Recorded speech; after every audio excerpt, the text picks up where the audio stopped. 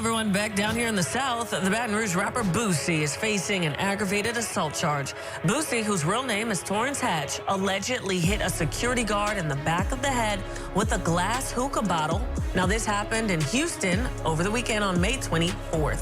The security guard was taken to the hospital, and he received 8 stitches.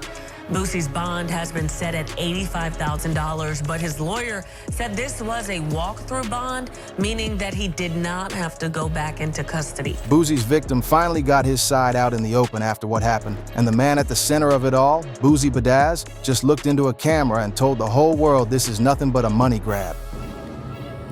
Hey, to all my family and fans, man, I'm okay, bro. I'm all right. It's basically a money grab, man.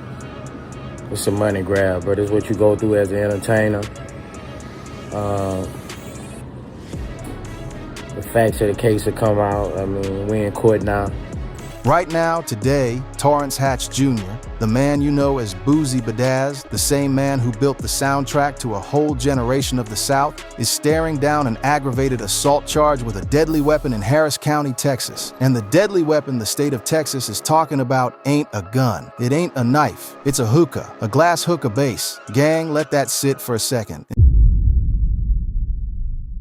Here's the real tea, no cap. According to the court documents, a security guard named Edward Eigelhart was working the door at a Houston nightclub, closing the spot down for the night when he ended up with blood running down his face and 8 staples in the back of his head. 8 staples. And when that man turned around, police say, the person standing there holding a broken glass hookah base was Boosie. Now Eigelhart's account is sitting in a charging document for the whole world to read. Boosie's got a warrant with his name on it, his bond got set at $85,000, and the rapper himself came out swinging on social media telling everybody he didn't do nothing wrong. So which is it? Is this a man getting set up for a payday like Boosie says?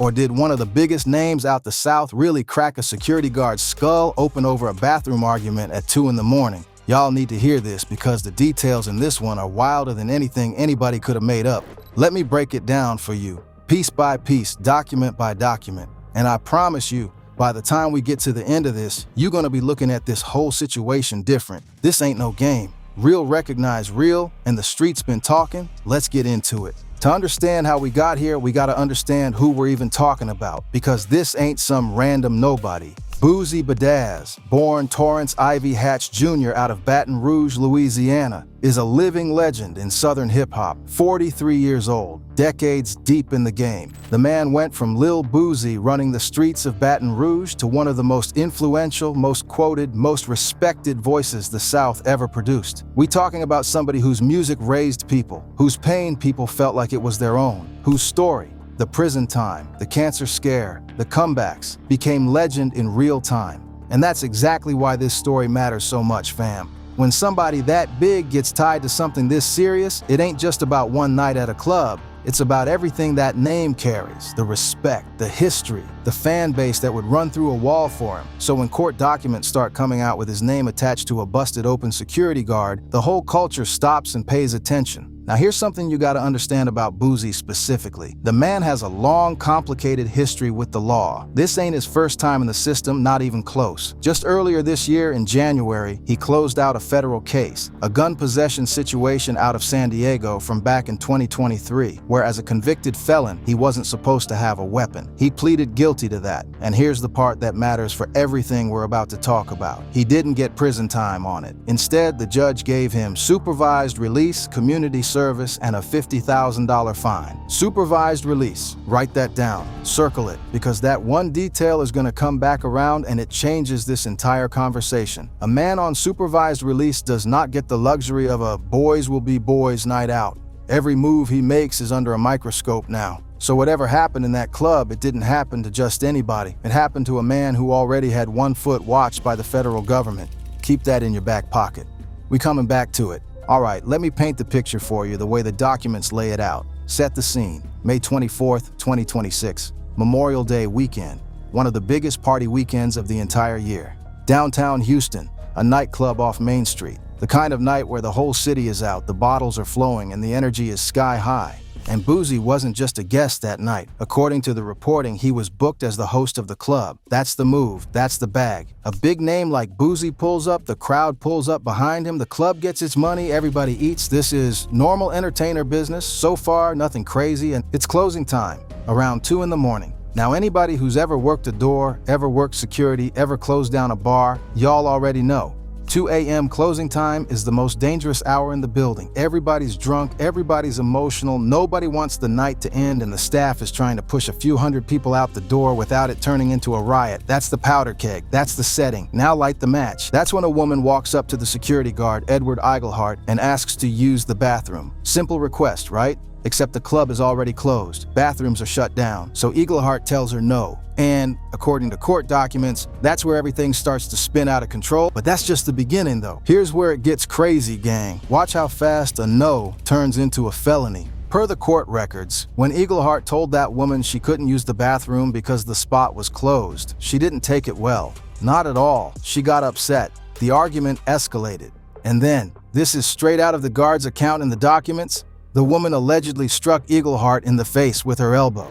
Now we got contact. We went from a verbal back and forth to hands. So Eigelhart does what security is supposed to do. He starts escorting her toward the exit, trying to get her up out the building. And as he's walking her out, she drops her belongings on the floor. Her phone, her keys, her stuff goes everywhere. And here's the moment. Here's the exact second the whole night flipped. Eigelhart, being honestly kind of a stand-up dude in this version of events, bends down to pick her stuff up off the ground. He's helping the same woman who he says just elbowed him. He's bent over, head down, hands full of somebody else's phone and keys. That's the most vulnerable a human being can be. Bent over, back turned, eyes on the floor. And that's when, according to the documents, he felt something crack him on the top of the head. What happened next shocked everyone in that building, and he felt the impact. Pain shot through him, and then he felt the warmth.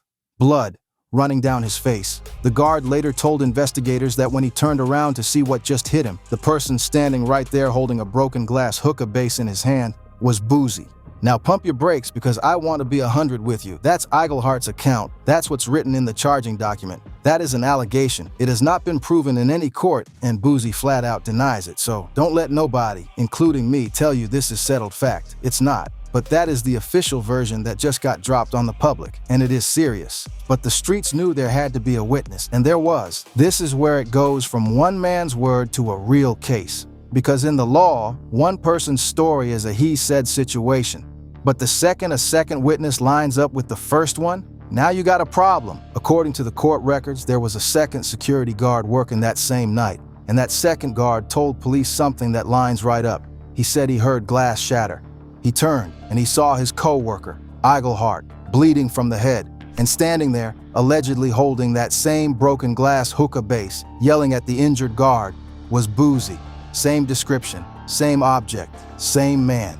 And it didn't stop there. The club's owners and the promoters who were running the event that night also identified Boosie to Houston police. So now you don't have one finger pointing. You've got the victim, a second guard, plus club ownership and promoters, multiple sets of eyes, all naming the same person. That's what investigators build a case on. That's the difference between a rumor and a charging document. Then there's the injury itself, and this is the part that takes it from a scuffle to a felony. Eigelhart wasn't just shaken up. He got transported to the hospital, St. Joseph Hospital per the reports, and the doctors put 8 staples in his head to close the wound. 8 staples, fam. That's not a bruise. That's not a black eye. That's a man getting stapled back together. And in the eyes of Texas law, when an object causes that kind of injury, it stops being just a hookah. It legally becomes a deadly weapon. That's the whole reason the charge is aggravated assault with a deadly weapon and not some simple misdemeanor. The injury upgraded the whole case. And let me break down what that charge actually carries, because a lot of y'all hearing aggravated assault don't feel the real weight of it.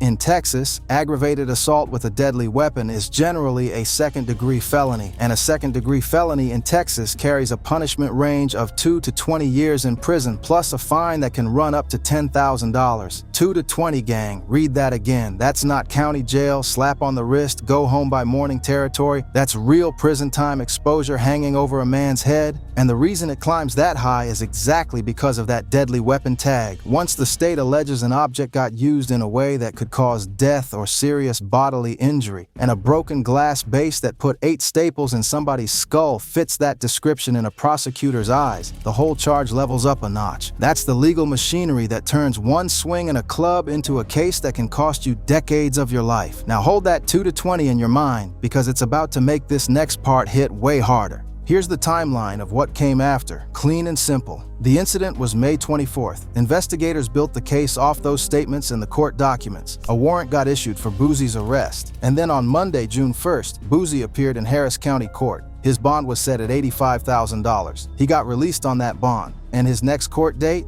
pushed all the way out to September. So this thing ain't getting resolved next week. This is a long road. But here's where it gets worse for the situation, and where Boosie decided he wasn't gonna stay quiet. Now here's where people started connecting the dots, and where Boosie did something a lot of people in his position would never do. Most artists facing a felony, their lawyer tapes their mouth shut. No comment.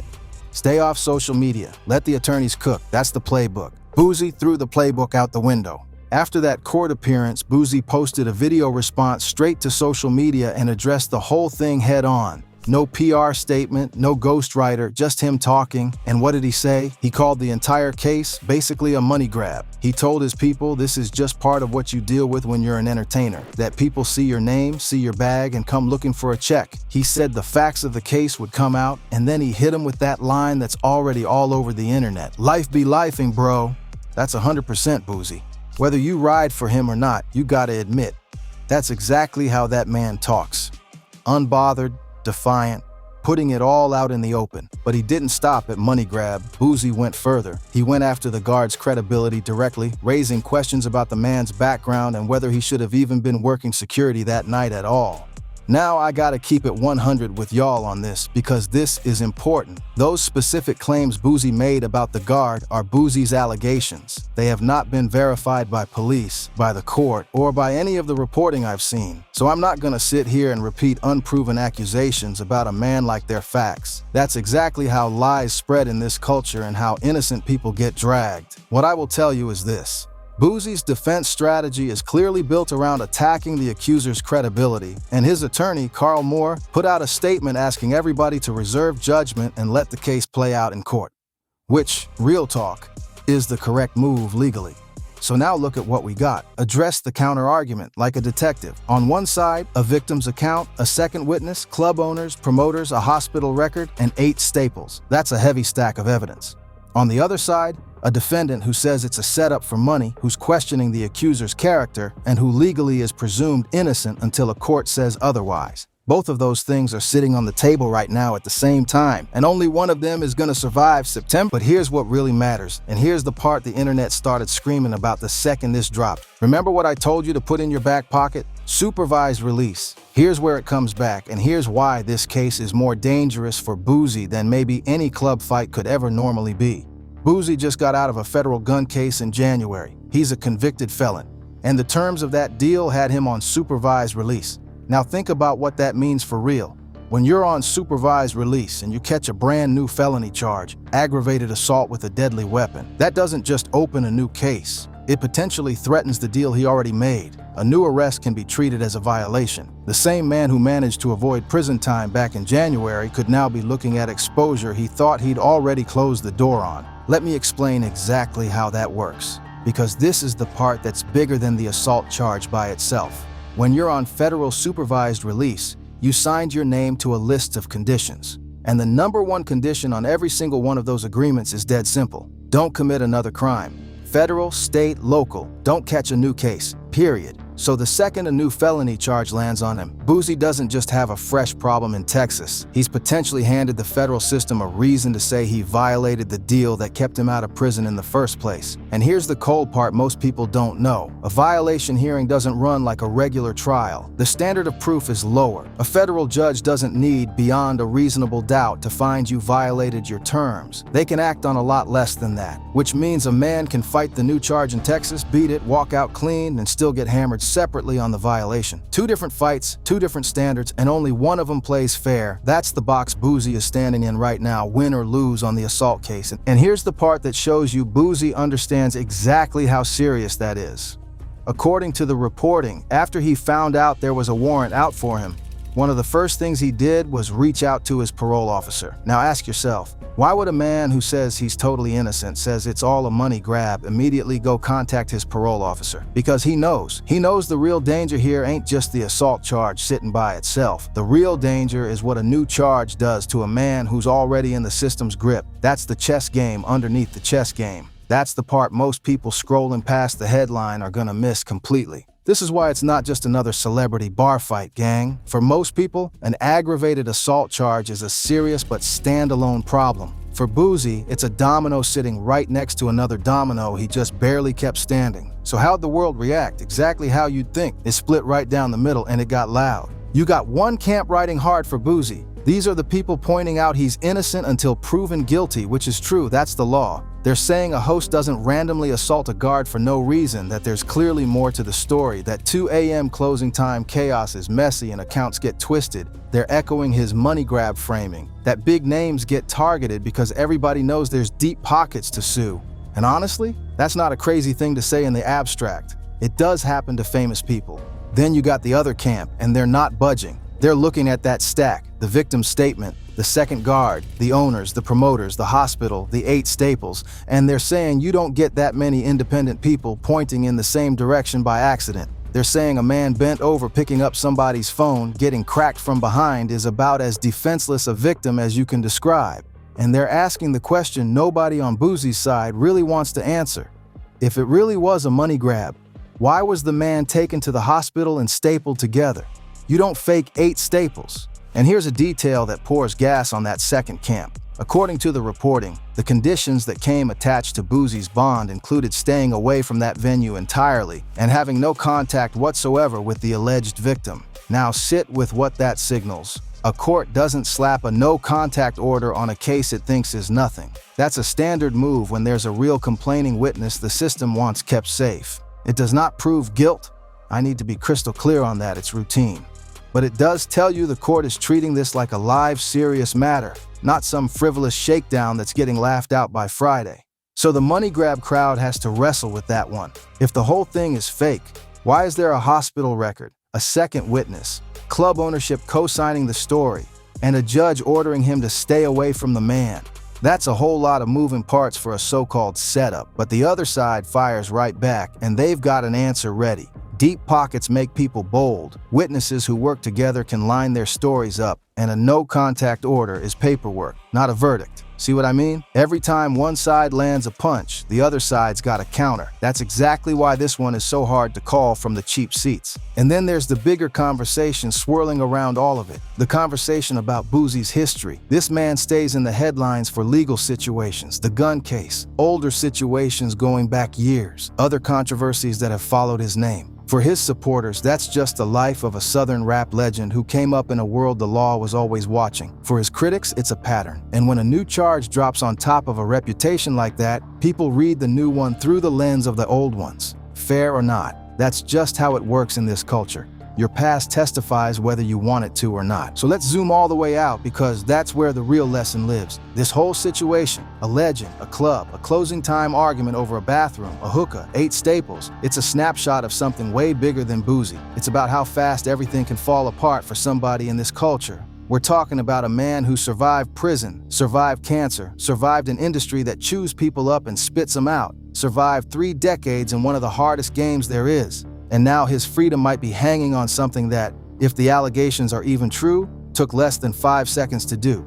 5 seconds at 2 in the morning over a bathroom that was already closed. That's the part that should hit you in the chest. It's not about whether you ride for Boosie or you don't. It's about how thin the line is. One swing, alleged or real, and a whole legacy is on the table. A man who already fought the system and clawed out a deal in January could watch all of that get put at risk over a club night. The street's been saying it forever. It's not the big things that take you down. It's the small moment you didn't think twice about. And there's a lesson in here about the entertainer life, specifically the one Boosie himself pointed at. When your name carries weight, every room you walk into changes the second you enter it. The energy is different. The stakes are different. People act different around you, for you, and sometimes against you. A regular dude has a bad night at the club and goes home. A man with Boosie's name has a bad night at the club and it's a court document by Monday and a national headline by Tuesday.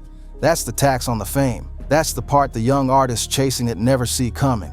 Now I want to leave y'all with the real questions, the ones that actually matter, because this thing is far from over. September is coming, and between now and then, this case is going to get fought hard on both sides. Question 1. If Boosie really believes it's a money grab, is he going to take this to trial and dare them to prove it? Or does a man on supervised release quietly take a deal to make the bigger threat disappear? Question 2. How much does that supervised release situation hanging over his head shape every single decision his lawyers make from here? And question 3, the one I really want y'all to sit with. In a culture where we love our legends so much we'll defend them on instinct, do we owe it to that security guard, a working man who left that club with 8 staples in his head, to at least hear the whole story out before we pick a side? Because here's the thing about keeping it 100. Riding for the real ones doesn't mean ignoring the truth when it's inconvenient. It means being strong enough to wait for it. Boosie is innocent until a court says different. That's real. That's the law. And I'll defend that for him just like I'd defend it for anybody. But that guard's injury is real too. And both of those truths gotta be allowed to exist in the same conversation without people losing their minds. So that's the breakdown, gang. That's the real tea on what's going on with Boosie Badazz right now, laid out clean, no filter, but with respect for everybody involved, because real recognize real, and the real ones don't need lies to make the story hit. Let me bring it all the way back around for y'all real quick, so the whole picture sits clean in your head. A closed bathroom at 2 in the morning. A woman, identified by the club as Boosie's niece, turned away at the door. An argument. An elbow to a guard's face. A phone and keys hitting the floor. A man bent over trying to help, who got cracked in the back of the head hard enough to need 8 staples. A second guard, plus club owners and promoters all pointing at the same name. A felony charge carrying 2 to 20 years. A walk-through bond at $85,000, a no-contact order, and a court date pushed to September. And underneath all of it, a federal supervised release situation sitting there like a second trap with a lower bar to spring it. Then the man himself on camera calling the whole thing a money grab and daring the facts to come out in the open. That's the board, gang. Every single piece of it is real and sitting on the table right now. The only thing missing is the ending, and that don't get written till September. Y'all let me know in the comments, it's money grab or did it really go down like the documents say? Drop your honest take and don't let nobody bully you out of an opinion you can back up. Like this, share it with somebody who's been arguing about it all day, and subscribe. Because when September comes and this case cracks wide open, I'm going to be right back here breaking down every single piece of it for y'all. This story is far from finished. Until then, stay solid, stay 10 toes, and stay tuned. This ain't over, not even close.